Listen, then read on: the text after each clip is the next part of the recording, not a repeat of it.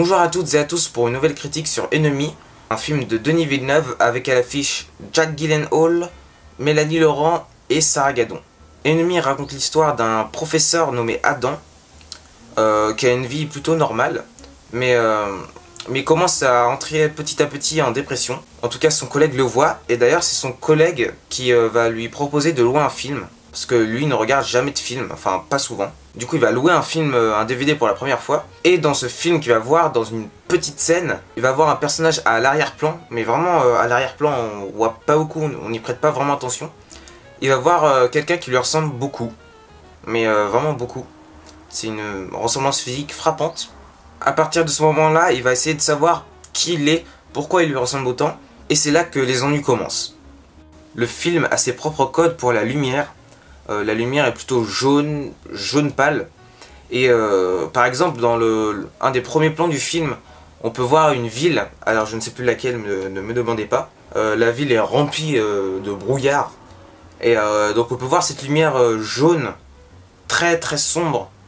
Et ça augmente le côté thriller, le côté étrange finalement.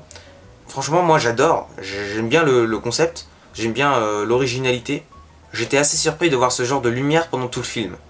La musique du film va très bien avec l'histoire. On est plutôt dans les tons saccadés un peu.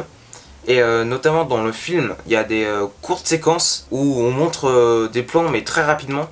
C'est-à-dire en gros qu'on montre un plan et du noir tout de suite, et un autre plan et du noir, et un autre plan et du noir comme ça. Et la musique va avec, et je trouve ça très joli. Ils ont composé plein de belles musiques, je trouve, qui vont très bien avec le film. Et même si ces plans séquences ne servent peut-être à rien dans le film, c'est juste pour le style hein, finalement, ça rend bien. Moi j'aime bien. Par contre, l'histoire du film est très compliquée. J'ai eu un peu du mal à m'y retrouver, à comprendre. Surtout que en fait, je voyais toujours des araignées dans le film. Il y a un truc avec des araignées. Je comprends pas trop le délire en fait. Par exemple, on nous montre un plan de la ville, puis là tout d'un coup on nous montre une araignée géante qui se balade dans la ville quoi. Je vois pas le lien. Mais surtout c'est que ce film n'a pas de fin. En gros, à la fin du film, vous avez aucune réponse. Vous savez pas pourquoi ça se finit comme ça d'ailleurs, ça se finit assez bizarrement. Et en fait, on pourrait qualifier donc ce film comme un puzzle. En gros, c'est à vous de reconstituer les pièces du puzzle pour l'avoir en entier en fait. Donc c'est à vous de reconstituer tout ce qui s'est passé pour avoir votre fin. Et donc de là émergent plusieurs hypothèses. La première chose que j'ai fait après avoir vu le film, ça a été de regarder sur internet un peu ce que les gens pensaient de ce film, leur hypothèse sur la fin, sur le film, le message du film finalement. J'ai vu des choses pas mal, mais moi je me suis fait ma propre hypothèse, j'ai assez longtemps réfléchi, et je pense qu'elle peut être valable. Alors déjà, Anthony, donc le Jake Gyllenhaal, acteur de cinéma dans le film, je pense que c'est la clé du film en fait. Parce qu'au début du film, on peut voir une espèce de club ou de secte, où d'ailleurs on voit une araignée qui est écrasée un peu, et on voit des femmes nues, je sais pas trop ce qu'ils faisaient dans cette secte, enfin bref. Et je pense que grâce à cette secte, Anthony, il contrôle tout, il manipule tout. Comme le disait Adam dans ses cours en fait. Le contrôle, tout est une question de contrôle, tout ça.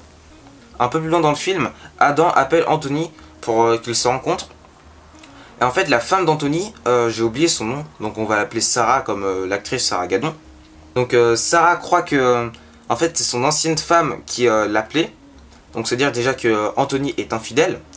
Et ça voudrait dire qu'aussi peut-être que son ancienne femme, donc c'est Mélanie Laurent. Alors que du coup, il avait juste eu son double. Sarah, qui doit être au courant des pouvoirs de son mari qu'il a eu avec la secte, se dit qu'il utilise son double pour retrouver sa femme et la tromper ainsi. Du coup, pour vérifier car Anthony ne sait pas qu'elle sait qu'il a des pouvoirs, donc elle cherche l'adresse et voit bien que son mari veut la tromper ou cherche à faire quelque chose. Ensuite, Adam qui se doute de rien, parce qu'en fait finalement Adam c'est Anthony, c'est son double, mais en fait même son double ne le sait pas puisqu'il l'a créé, enfin c'est un peu surréaliste, mais en gros c'est un peu un pantin, il n'est pas vraiment réel. Donc il va se faire manipuler. Et donc Anthony va provoquer le rendez-vous entre lui et Adam pour voir si ces dons de concentration de manipulation marchent bien. Et donc comme son plan marche bien, il va faire semblant de s'énerver contre Adam, on va dire, et ils vont se re-rencontrer. Et je crois qu'il va, donc il a dit qu'il va emmener la femme de Adam qui va l'emmener faire un petit tour, tout ça, et prendre ses vêtements pour se faire passer pour lui. Et ensuite, il va la ramener, lui redonner ses vêtements et disparaître de sa vie.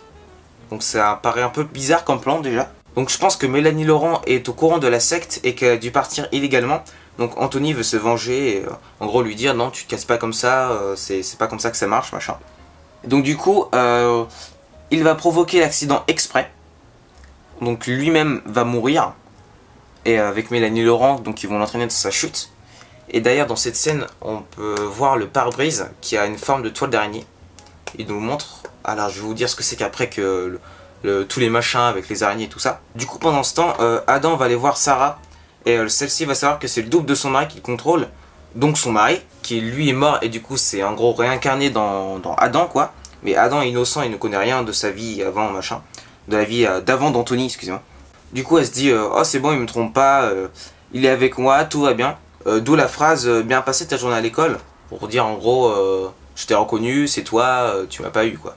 Et Adam avant que Anthony meure avait parlé avec un gars dans un ascenseur qui lui avait dit bizarrement j'aimerais y retourner, ce serait cool vraiment mais on n'a pas les clés, ils ont changé la serrure machin.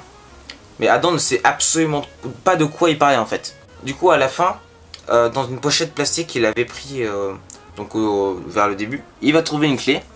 Et il dit à sa femme, Sarah, qu'est-ce que tu fais ce soir? Je suis pris moi en tout cas. Et c'est là où le film se termine en fait, où sa femme ne répond pas. Donc du coup Adam va aller voir pourquoi Sarah ne lui répond pas. Et c'est là où il voit dans la chambre une énorme araignée qui se recroqueville sur elle-même, qui a peur, et on voit juste son œil dépasser comme ça. Qu'est-ce que c'est que ça? Et ça se termine comme ça. Je pense que les araignées dans le film signifient la femme déjà. Et puis dans plusieurs passages, les araignées veulent dire quelque chose avec la femme. En tout cas, il y a un rapport avec la femme. C'est-à-dire la première araignée qui se fait écraser, c'est la femme qui est oppressée, machin, qui est en difficulté. L'araignée qui est dans la ville, l'espèce de grosse araignée, c'est la mère qui est omniprésente tout le temps là pour son fils, machin.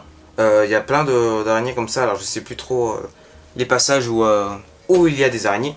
Mais en tout cas je pense que c'est ça et je pense que mon hypothèse est assez bien. Je suis assez content de mon hypothèse. Et voilà, je n'ai plus rien à ajouter. Je vous conseille d'aller voir ce film car pour moi c'est un très bon film thriller.